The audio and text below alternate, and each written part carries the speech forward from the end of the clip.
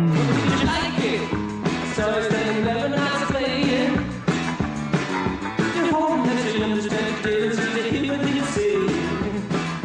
Welcome, dear readers, to Cover My Ass, where baffling books are reviewed but not read by yours truly. My name is Khaki. And I'm Kay, and remember, we only judge a book by its cover. Thank you for inviting us once again into your beautiful library. I feel more at home here every week that I spend sleeping on the floor. I did offer you the option of the leather armchair, but it kind of requires a particular pose. It's a look. I don't know that I'm ready for that. And then people sort of expect me to also be wearing a bathrobe and puffing a pipe. And you did explicitly say no smoking next to the... Not near the grimoires. I don't get it. Like, it's just that... You don't want to take any chances. Things might happen and someone's imagination might run away with them, and you never know. Oh, dear. Well, all the dangerous books are in the cage anyway, so don't worry about that. You've taken a book off your shelves for us today, not from the cage. What can you tell us? No.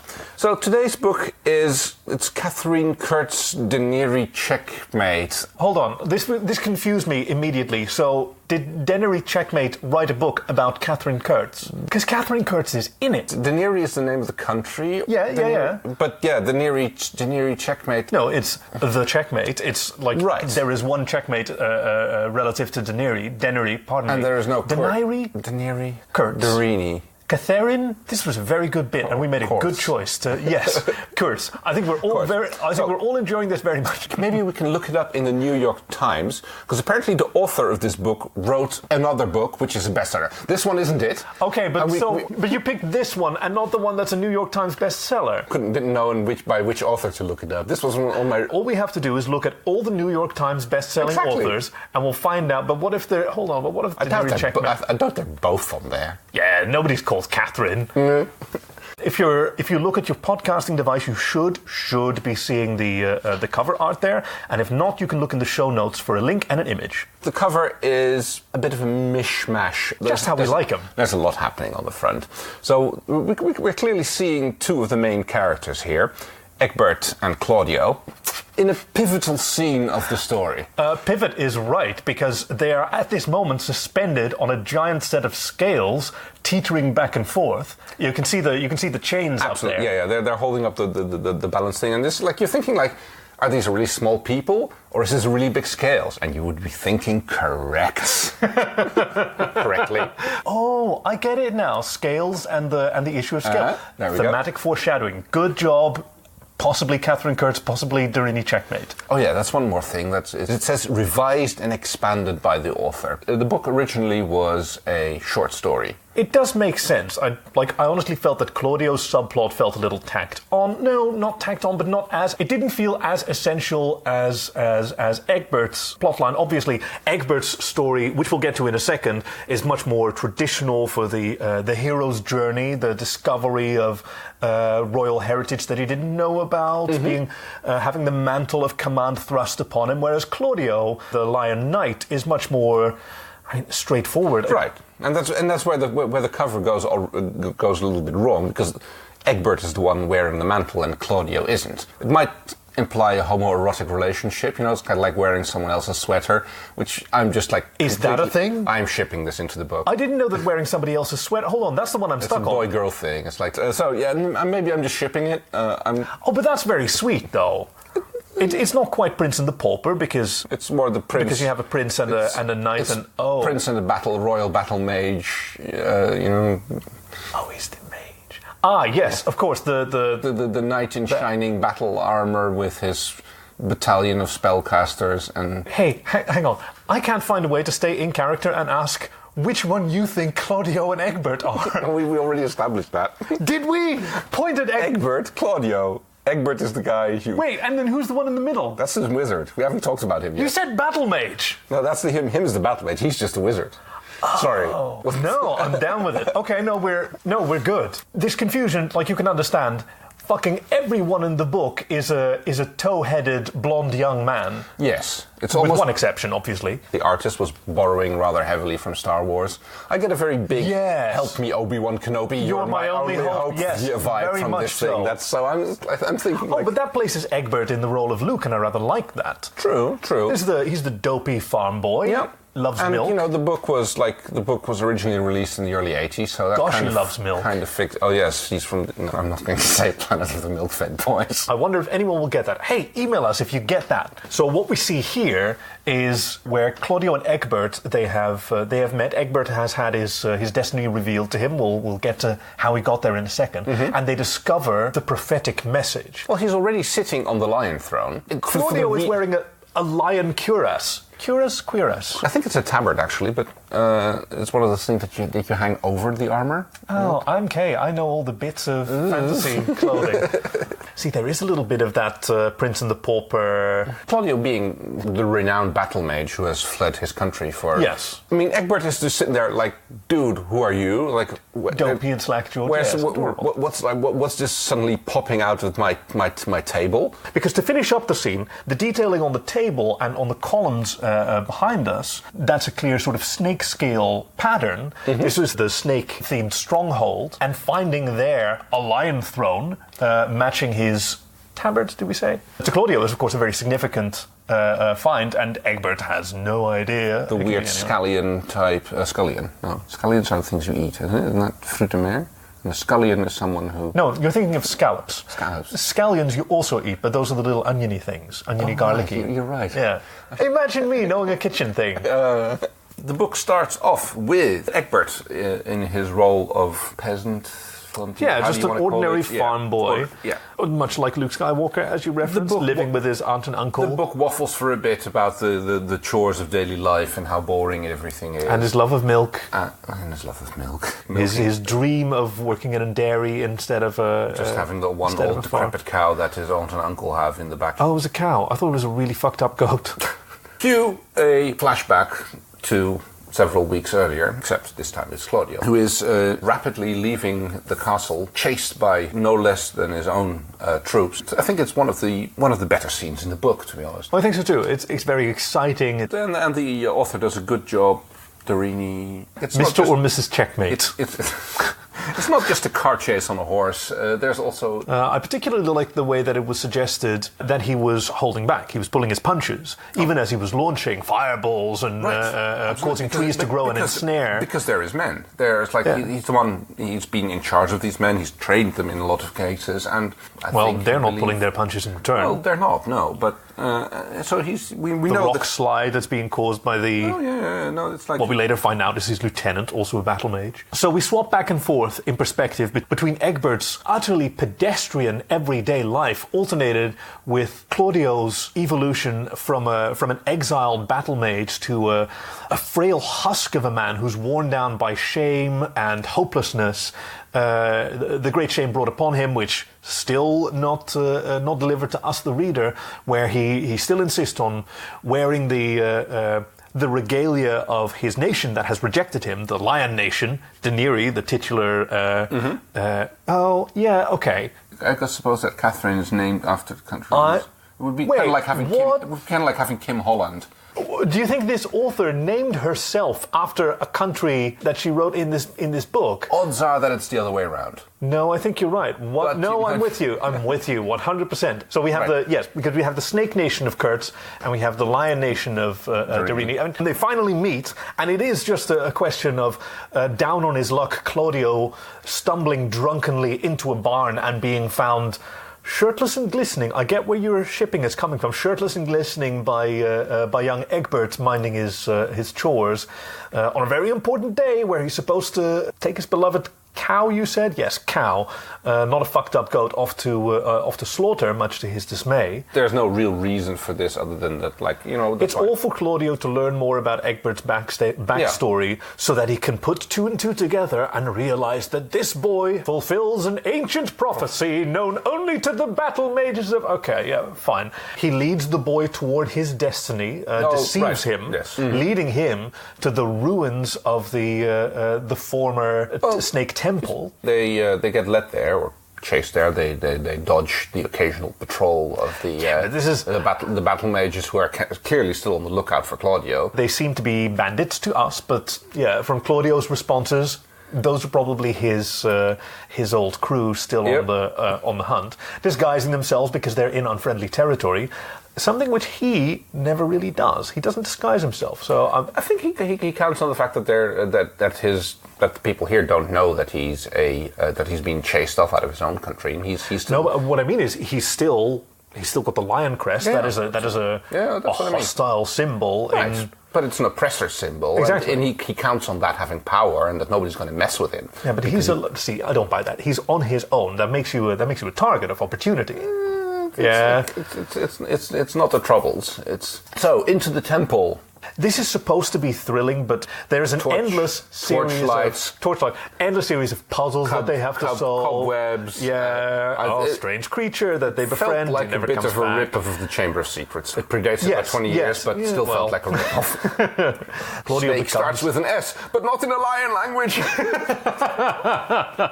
The arrogant man shall pass. Now that was an interesting construction. That only by raising your chin higher do you miss the blade. I want to know how that works. I've tried to sketch it out, and my pencil caught fire.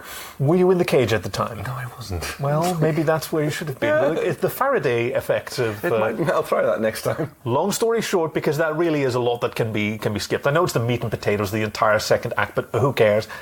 All of it is to get into the Chamber of Scales, which, now that I think about it, Scales, Snake, Scales, Giant, Scales, also the fact that it's on a plateau suspended by...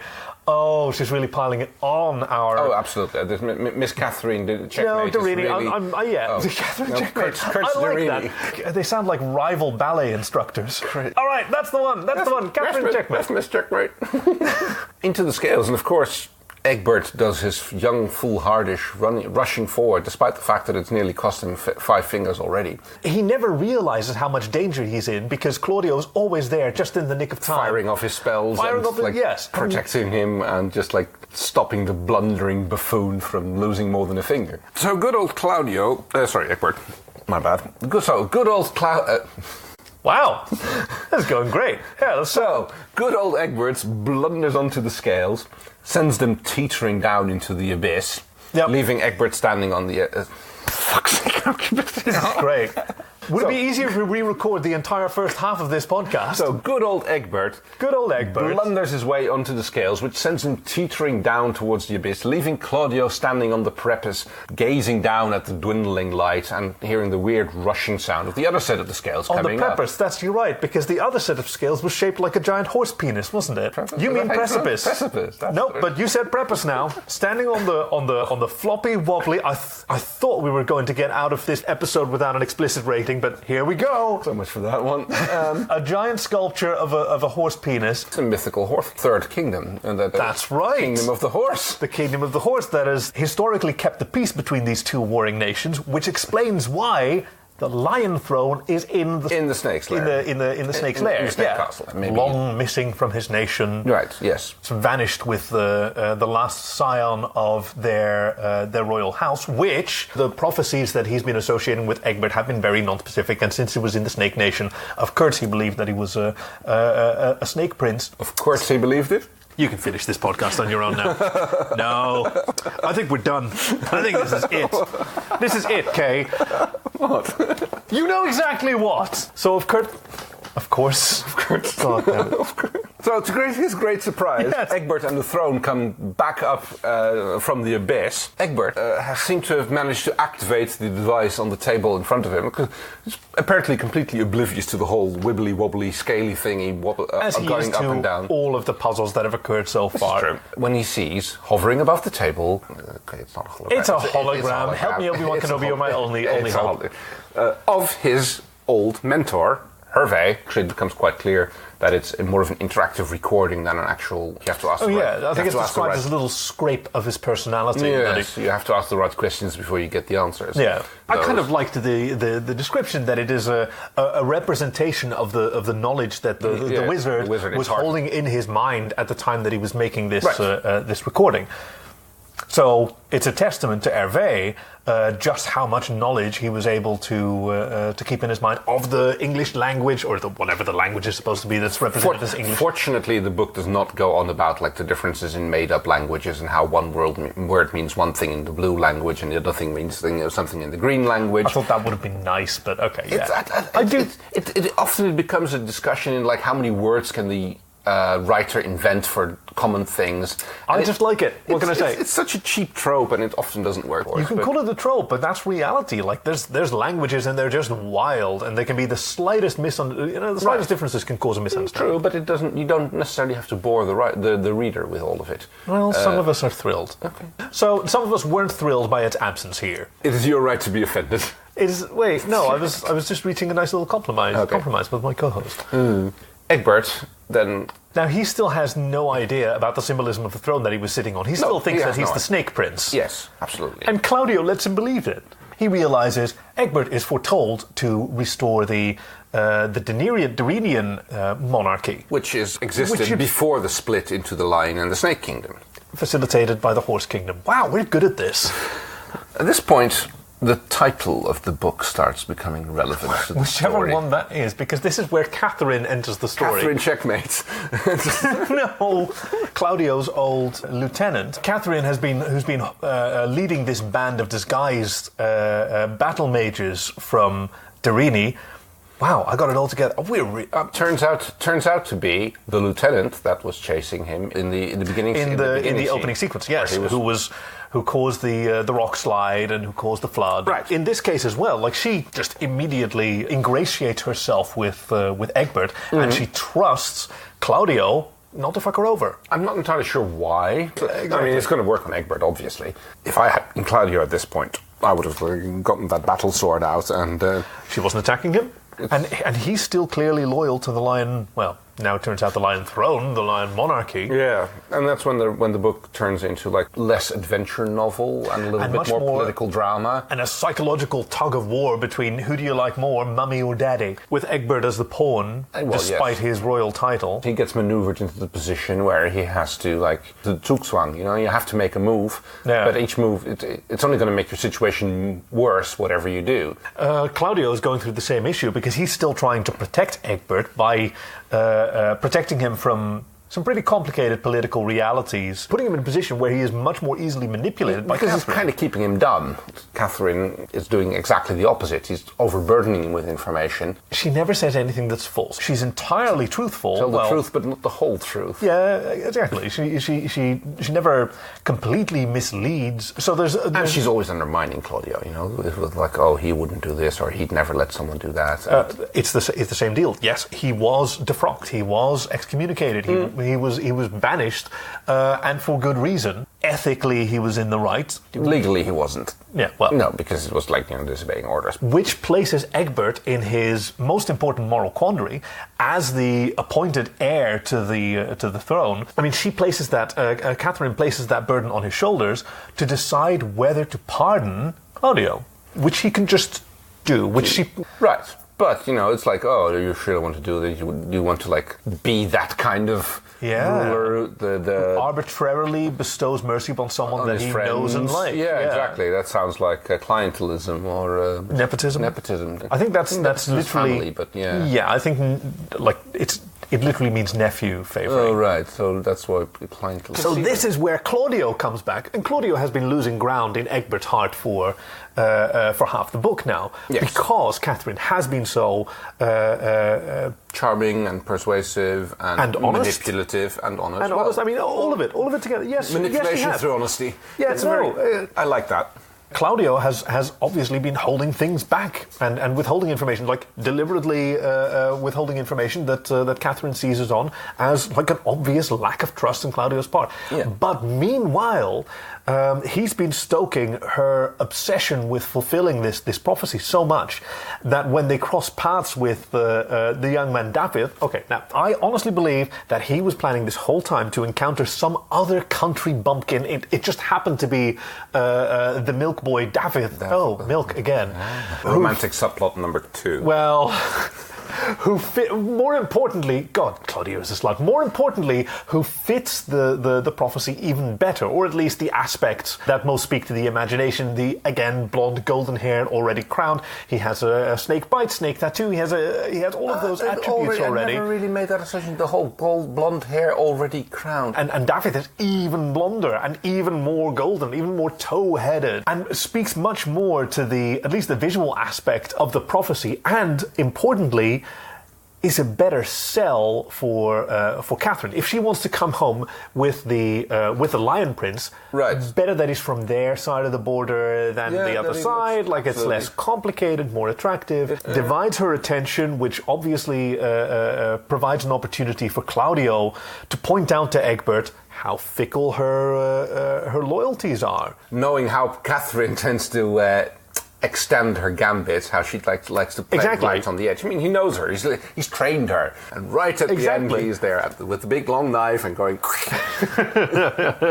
I can see why they advertised saying that it was by New York Times best-selling author X and Y, because this book wasn't going to get on that list. The twist was good at the end. It was great. Yeah. She wrapped it up very well. Do you think, because you mentioned there was that you shipped Claudio and Egbert. Yes. So, do you think that Claudio was trying to defeat Katherine, or that he just really wanted to continue, his relationship with, chaste as it was, with Egbert? Do you think that he genuinely believed that Egbert was fulfilled the prophecy, or did he just want to get his crush away from the competition? To be honest, I don't think it's irrelevant, because either person could have made him could have fulfilled the prophecy from his standpoint. So yes, he was definitely going for his little bit of side chick and doing making sure that Egbert ended up on. But Egbert made it through. Well, definitely not that. But Egbert made it through all the trials in the Snake Castle. Yes, absolutely. Well, only because Claudio was kicking him through those trials. But didn't he? I mean, prophecies are not known to be discriminatory for how you get there, as long as you get there. As long as you get to the end result. Yeah, this is true. None of which Katherine was there to see. No. But, I always got the impression that Katherine was just kind of hovering around waiting for it to happen, and either they come out both or they don't come out both, and if they don't come out both, then one of them has died and the prophecy has been met, and if they do come out both, then either they've given up. But she wasn't party to anything that happened inside. No. And I think, honestly, this is something that the writer... Did we say Katherine Checkmate? Yeah, we did. Let's say Kurtz Deryni from now on. Kurtz Deryni. Kurtz Deryni. Kurtz could have seized on this opportunity. Maybe it's Deryni. Oh, I like that. Yeah, Deryni is fine. Okay, yeah. Deryni is a Finnish mononym. Yeah. Kurtz sounds... It's German.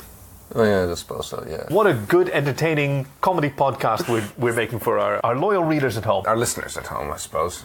Yes, you're right. I've just been erroneously called them readers this whole time as no, it's a little affectation. I'm including them. I'm sorry, I didn't know that. You should tell me about those things. So, all in all, how would you review this book? Well, I think we just spent half an hour doing that, didn't we? No, we're counting it blow by blow, but we have to give a score. Right. I think previously you gave it out of pi, so now we're dealing with snake. What's a good snake number? 7's a good snake number. Out of 7. I'll give it a 5 out of 7. Okay, just to be extra complicated. Like I said, the whole Zugzwang is like the... Bit of a discovered check. See, I know a chess thing as well. Oh. Zugzwang. I've got to say, I've got a soft spot for an intelligent villain, and Katherine was certainly that. Yep. She seized upon the opportunities, she stuck to the principles, she played a very, very good game. Claudia was just a little bit better. But it's the old, love and loyalty will win out over opportunistic intelligence. Well... It was more of old age and treachery will win over youth and skill. No, I'm romantic enough to appreciate that there is room for heart over brains. Do you want to make a sex joke? Go ahead and make a sex joke. Oh, why would I? I think that Egbert finally gets his milk desire fulfilled by Claudio. Because it has been a while. Okay, well, I think that about covers it.